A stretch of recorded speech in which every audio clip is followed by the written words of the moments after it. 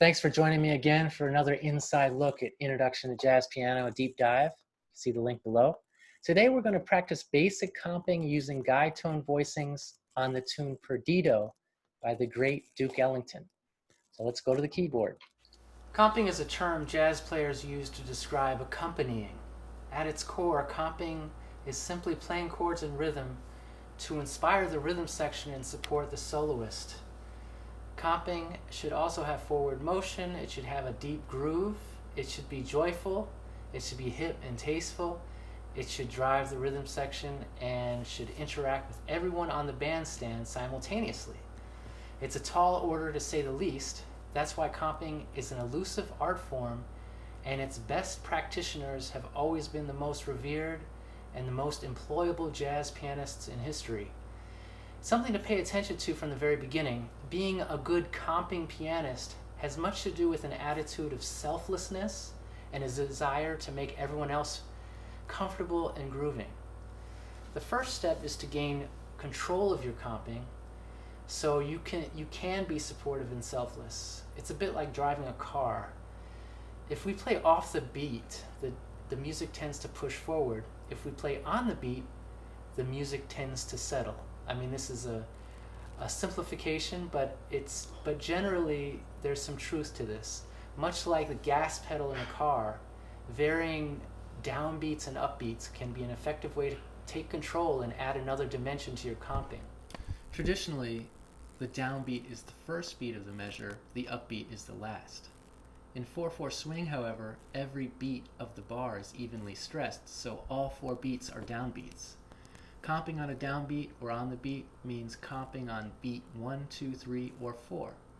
Here are all the downbeats of a measure.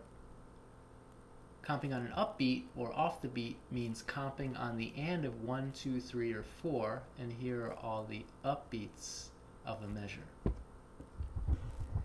To get started, we're going to comp through the first 8 bars of Perdido. Play a chord on beat 1 and or beat 3 wherever there is a chord symbol written.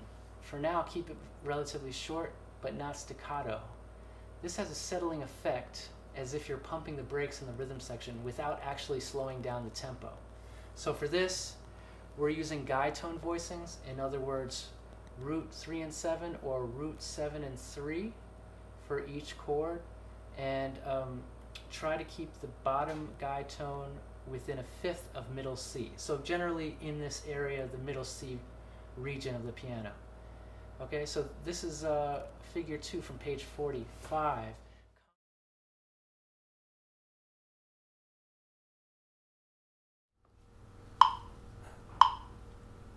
One, two, three, four.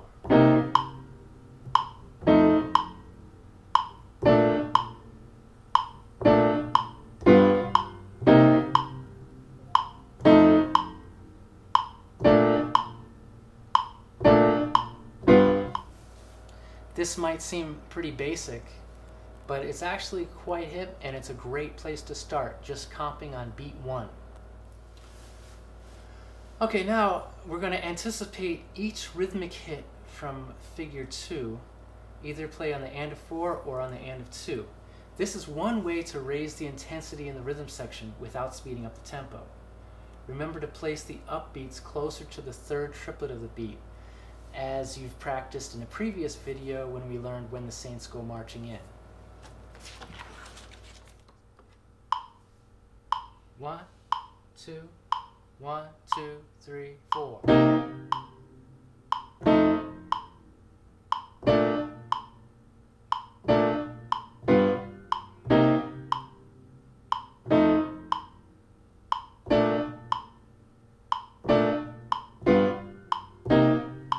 Careful not to speed up when you do this.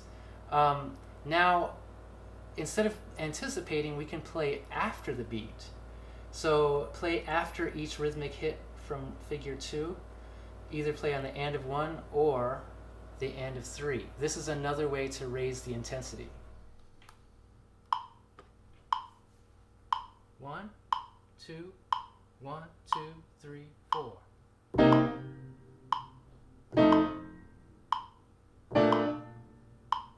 Be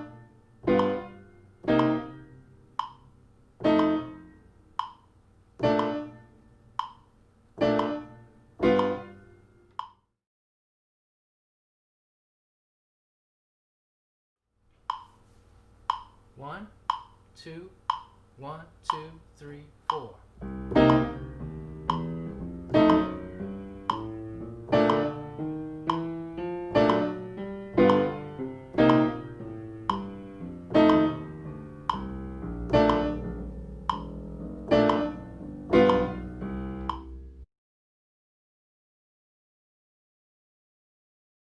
Okay, now that we've gone through upbeats and downbeats, we have to think about something very important for any comping pianist, and that is the melody. So listen to the melody and comp in a way that serves the melody. So for Perdido, we have to think about the rhythm, the melodic rhythm of Perdido. Okay, so ba-da-ba, ba-do-ba, ba-do-ba, ba-do-ba. All right, so those are 3-note groupings, 3 eighth note groupings. Now, unless you're Wynton Kelly, it is who's actually one of the greatest compers of all time. It's very rare to play 3 eighth notes in a row as part of your comp. If you're a beginner, it's actually a good idea to avoid even 2 eighth notes in a row. It's usually too busy. So we can just pick one of those hits from the melody. So if we think about the melody, we could first try the first hit, ba-do-ba, like this. 1, 2, 3. Ba-do-ba, ba-do-ba, ba-do-ba, ba-do-ba. Okay, that's comping the first hit of the melody. Or we could try the third hit. Let's try the third hit because that's also off the beat, and see what that feels like. 1, 2, 3, 4.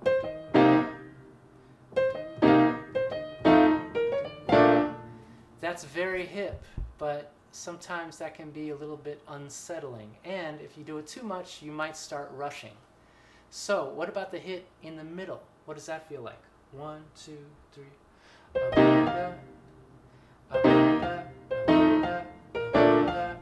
Well, that works, but it's awfully heavy. If you do that too much, it sounds very ponderous and very logy. So really it's about mixing and matching. You have to mix upbeats and downbeats while still playing some of the hits of the melody.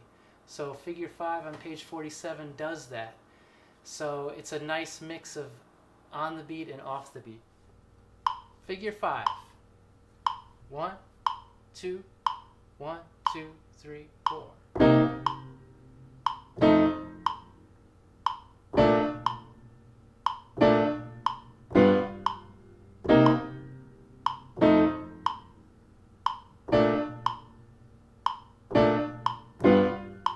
Okay, now if you notice in bar 8, that was actually not part of the melody. It's actually another concept used by piano players, and that is to avoid the hits of the melody completely and just play in the spaces. That would sound something like this. 2, 3, 4.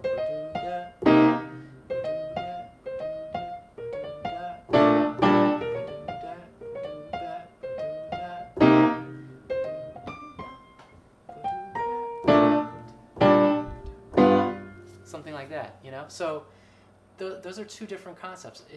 One concept is playing the rhythm of the melody in your comp, and the other concept is playing in the spaces. So we'll actually talk more about that in later videos, but that should get you started for now.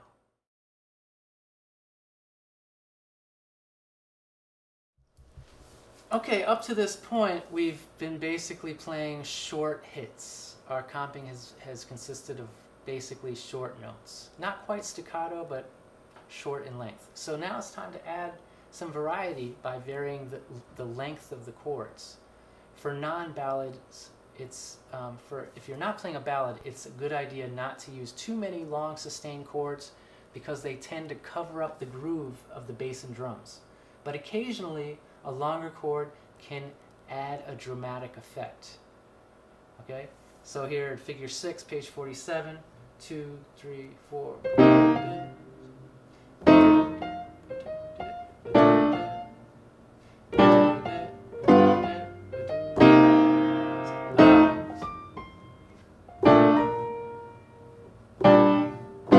Okay, now notice after that long note, I contrasted it with a short note. So I played down the and of 1, 1, 2, 3, 4, a 1, 4, and then the and of 4 was short.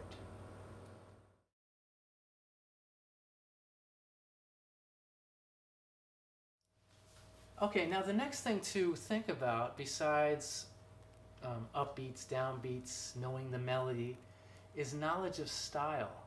One way to increase your knowledge of the Ellington style is to check out some elements of the big band arrangement. For example, in Perdido, the last chorus consists of a sax solo with an interesting brass background. Often these contain valuable information about how to comp, as they usually contain very hit rhythms. The idea of having a hit on the and of 4 in measures 1, 3, and 5, as well as hits on 1 and the and of 2 in measure 8, came from this background. So I would suggest comping along with the Ellington Band from his Centennial recording, easily found on YouTube, from 2 minutes and 6 seconds in, and you'll hear this background. I'm going to give you just a very rough rendition of that without the benefit of YouTube. It sounds sort of like this: 1, 2, 3, 4.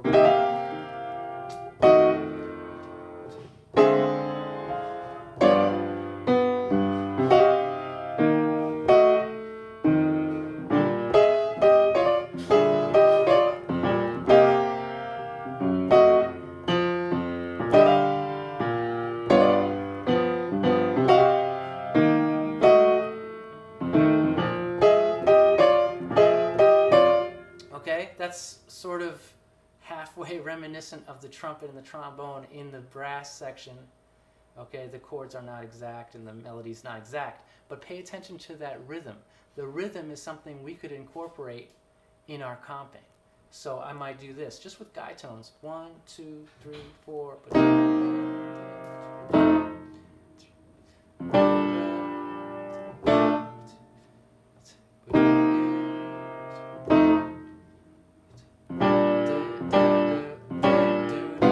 I'm thinking about that shout chorus. I might be even singing it to myself.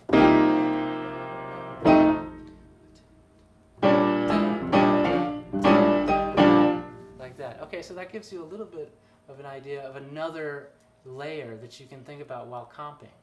Okay, so I like to think of that as knowledge of style.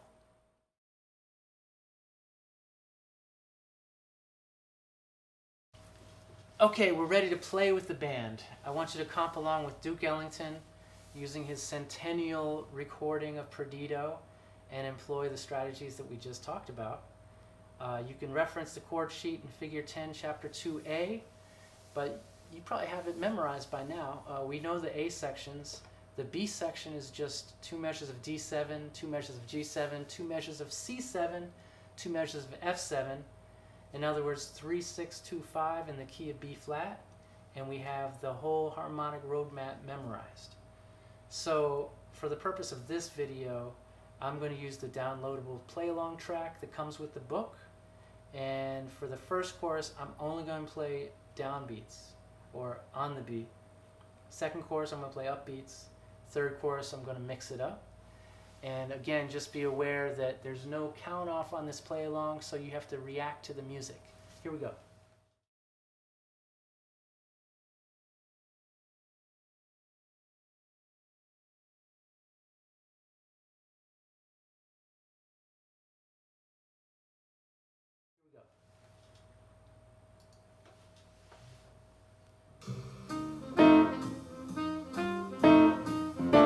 Play on the downbeat. Or beat 3.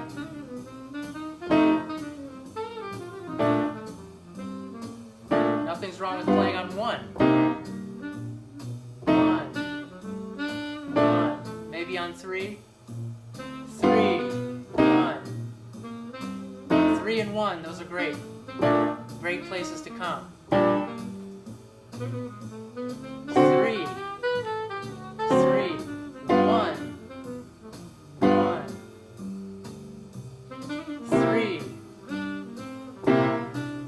Okay, I'm going to play a 2 or a 4. Here we go. Ah.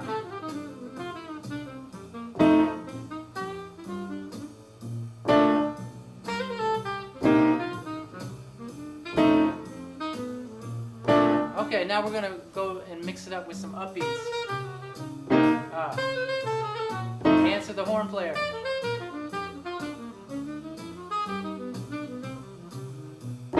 I waited for him to end the phrase. I don't have to. As long as I'm grooving with the drums and the bass. Concentrate on the bass and the drums. And fit into that groove. Listen to that ride cymbal.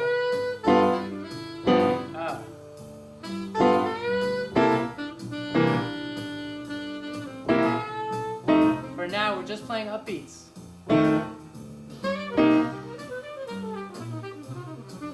Leave some space.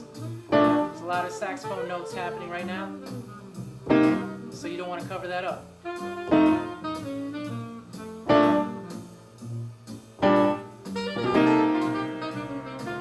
That was the idea of the shout chorus from Duke Ellington.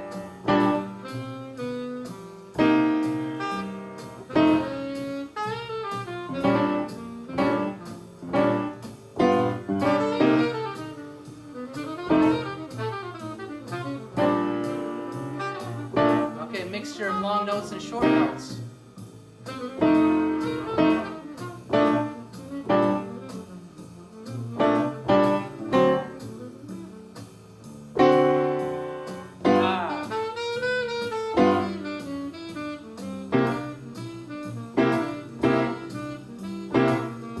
Mix upbeats and downbeats.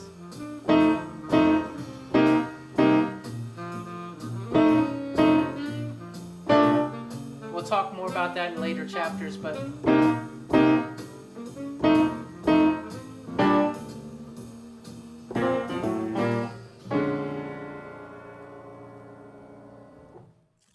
okay, stay tuned for other YouTube videos highlighting other parts of Introduction to Jazz Piano Deep Dive. Feel free to subscribe below. Thanks so much for watching, and see you next time.